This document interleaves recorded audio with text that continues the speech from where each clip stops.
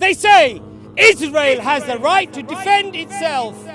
It's like saying Jimmy Savile, the prolific child raper, has a right to defend himself when the child scratched him while he was raping it. If you treated a dog in this country the way that the Palestinian child is treated in Palestine, wallahi, Allah is my witness, you would be arrested for treating a dog in that manner. Today they're treating human beings worse than an animal. And we speak out against the oppression, and we will not tolerate people, and we are not going to be on the back foot, and we're not going to be defensive.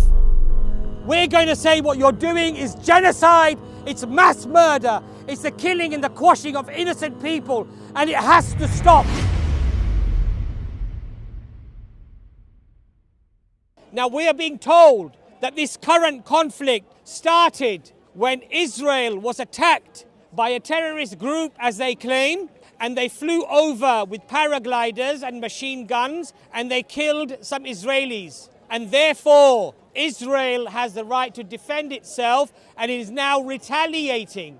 But what a lot of people don't realize, they don't acknowledge, and they don't know that this attack was not just an attack that happened, that instigated a response. In reality, the Palestinians have been attacked for the last 75 years of their existence. And that attack and that oppression has not ceased, and it has not stopped. This is not the catalyst as to the conflict that we see today. The clocks did not start when the rockets flew over from Palestine into Israel. The clocks did not start for this conflict when some paragliders flew in and shot some innocent Israelis. The conflict started way before. And if you look, even just a few weeks and a few months before the conflict, on the 18th of September 2023, before the current crisis, Save the Children reported that 38 Palestinian children were killed by Israeli forces just leading up to this conflict,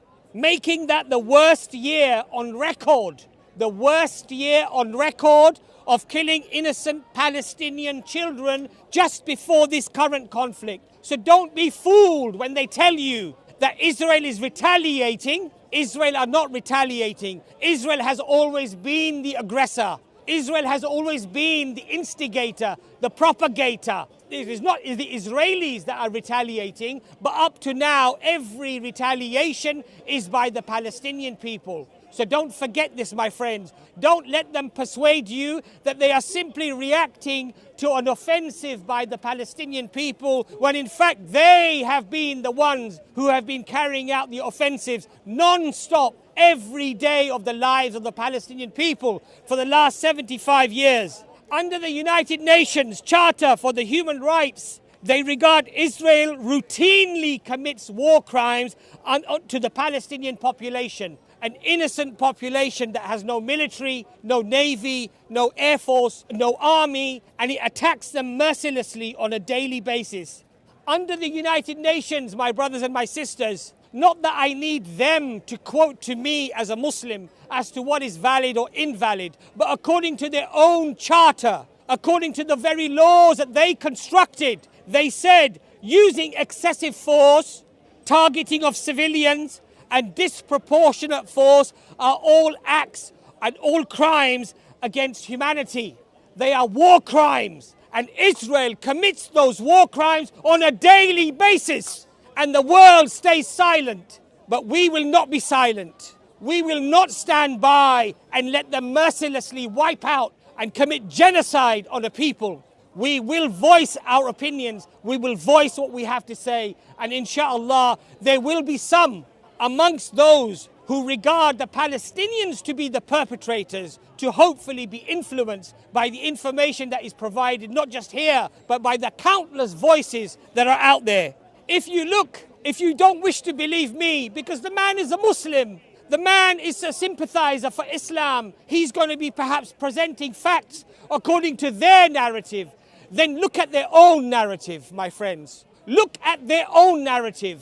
If you study the organization for the Israeli soldiers who are breaking the silence, Breaking the Silence is an organization that catalogues and interviews Israeli soldiers who have gained a conscience and who are speaking out against the atrocities that they are committing on a daily basis. Hear what they have to say. If you don't believe me as a Muslim, believe the Israeli soldiers who are telling us that we deliberately and continuously on a daily basis humiliate the Palestinian people. We attack civilians. This is their words, not my words. We stop the teachers going from schools. We stop the children going to schools. We attack them, we shoot them, we humiliate them, we raid them in the middle of the night, waking the children up at gunpoint to make them fear us, to dominate us. These are not my words. These are the words of Israeli soldiers who have gained a conscience. You don't want to believe me, then at least believe them.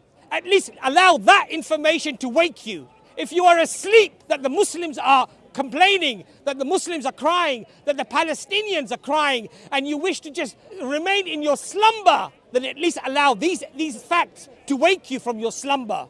There is no excuse today for people who say that I'm ignorant and I don't know what's happening.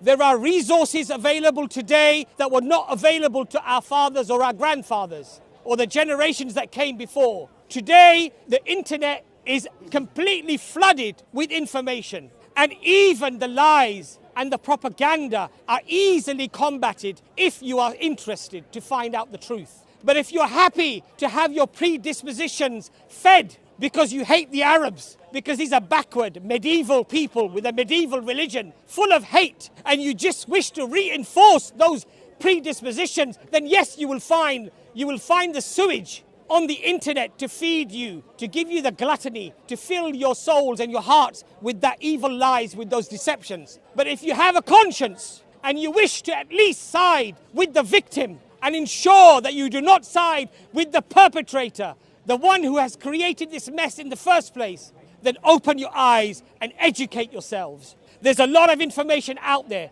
And again, if you don't want to believe a Muslim man who stands here crying about the Palestinians, then listen to Noam Chomsky, the professor who is Jewish himself. Listen to Norman Finkelstein, Ilan Pappé, who are political scientists. Their parents are survivors of the Holocaust. They have no dog in the race.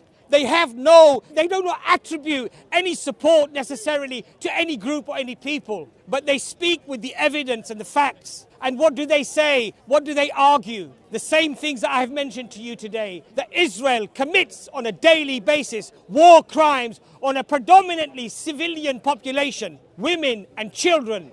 If you treated a dog in this country the way that the Palestinian child is treated in Palestine, wallahi, Allah is my witness, you would be arrested. You would be arrested for treating a dog in that manner. Today they're treating human beings worse than an animal, and the world stays silent. The world says, we stand for Israel. How disgusting. What are you standing for? You're standing for a country, a nation, a political movement of Zionism that is aggressively and actively destroying and crushing the dreams of children and women to live in their land in peace. Now people say, let's not talk about figures. Let's not talk about how many here and how many there. Let's just say that both of them are killing each other.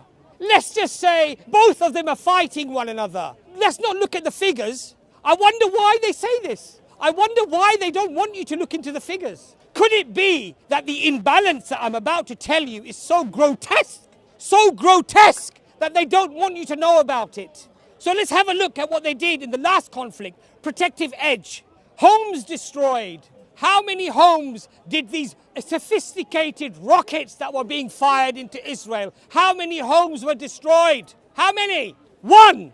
How many homes did Israel destroy in the Palestinian territories? How many? 24 hours the bulldozers were going. The missiles were flying. How many? One home in Israel, 18,000 homes in the Palestinian territories. So when you don't want to talk about the figures, when you don't want to talk about the numbers, I know why you don't want to talk about those numbers. Because those numbers are damning. They condemn you, they quash you, they crush you, they destroy any remnants of support for Israel. So you don't want to talk about those numbers.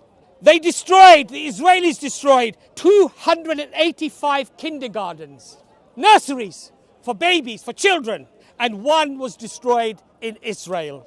They destroyed 73 medical facilities in Palestine. 73 in Palestine. How many medical facilities were destroyed in Israel? 0. Duck, zip, 0. Now, yes, these figures are uncomfortable for people. They don't want to talk about the numbers because the numbers condemn them to their hypocrisy. The numbers condemn them to their utter contempt for justice and fairness. So what do? They say, let's not talk about the numbers, please. Let's just say it's a conflict. It's a war. They're just as bad as each other. My friends, these figures speak for themselves. They're not just as bad as each other.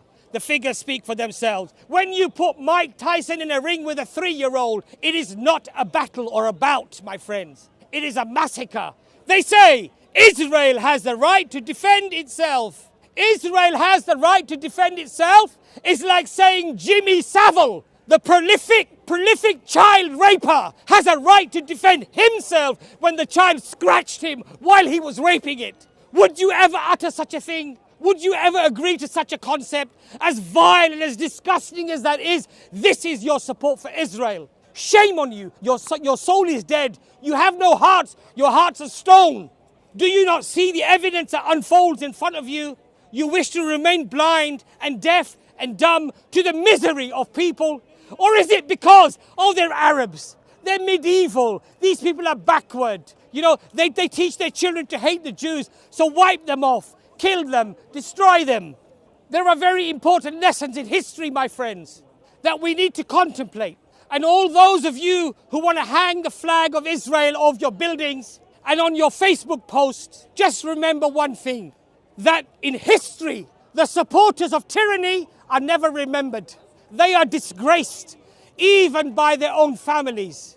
If you have a Nazi in your generation, your forefathers, you'll even change your surname. You don't want to be attributed to that scum. One of the other quotes that is very striking by Malcolm X is, if you're not careful, the newspapers will have you hating the people who are being oppressed and loving the people who are doing the oppressing. If you want to do something, then educate yourself. Become an activist. Speak out against it. Do things that you are allowed to do according to your religion, and don't overstep the mark. And one last message to my Palestinian brothers and sisters, that your resilience and your strength has strengthened our iman. This is dawah for us, because in light of the destruction, in light of the tyranny and the oppression, you are still saying Allahu Akbar. Allah is the greatest. And Alhamdulillah, praise be to Allah. You're showing thanks and shukr whilst your entire families have just been bombed and wiped out. You're picking up the pieces of your children and you're saying Alhamdulillah to Allah. You're being grateful, and as a consequence, that resilience is giving us strength as well. So Jazakallah khair to my brothers and sisters in Palestine, and know that your brothers and your sisters around the world are supporting you, and there will be a day when you will be freed, and there will be a day when the people who spoke against the oppression will be the ones who will be celebrated, and the maniacs, the psychopaths who have supported this by military means or even your words, then you will be forgotten. You'll be destroyed in history. Nobody will want to know you or attribute anything to you. Your own families will disown you and they will not want to know you. But the people who stood up and they spoke out against this oppression, those are the people that will be remembered. Those are the people that will stand in front of Allah subhanahu wa ta'ala on the day of judgment, and they will say, Ya Allah, I did whatever I could do. I spoke out. You told me there were 3 signs for iman, for belief. You said the first one was to stop it with my hands. I was incapable. I couldn't do that. The second one was that you speak out against it. And the third one was just feel that it is evil in your hearts.